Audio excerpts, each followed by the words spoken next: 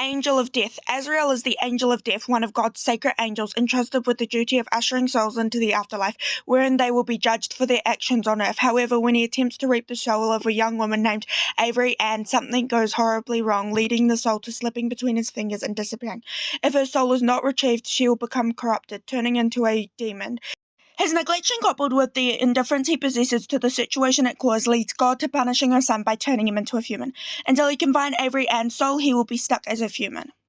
Azrael reaches out to her sister Jo in order to learn about Avery and find possible places her soul would have hidden in order to reap her and return to being an angel as soon as possible, but Jo isn't in the dark about this fact. While she may not know exactly what Azrael is, she knows that Azrael is here to reap Avery's soul and take her to the afterlife. She's not about to let this happen without a fight to her only living family member.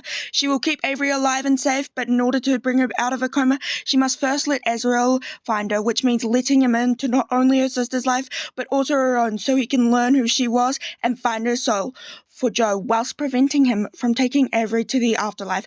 As the two find themselves opening up to each other, they soon start to develop a bond with each other. But with personal goals pitting them against each other, will they be able to let their bond with one another grow? Angel of Death is a romance webtoon centered around two very distrusting individuals who must learn to be open and trusting with each other.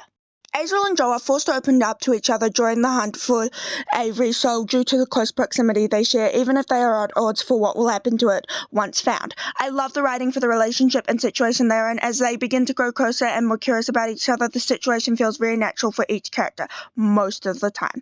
I do feel like there are times for Jo when you could just feel that in the end of the author pushing her actions along, but it doesn't happen too often, all things considered, so it's not that big of a deal.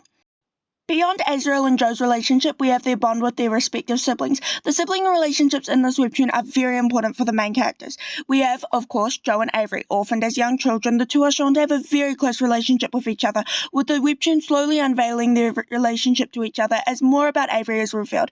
It's very slow, which is by design, but the writer does a great job conveying to us just how much Jo loves her sister and how devastated she'd be if she were to pass away.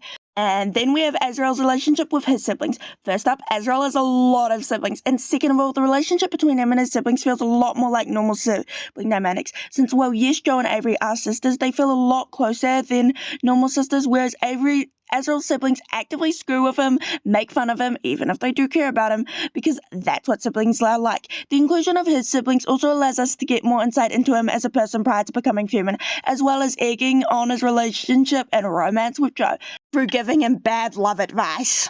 Angel of Death is a romance webtoon perfect for fans of modern-day romances, enemies to lovers, and angels.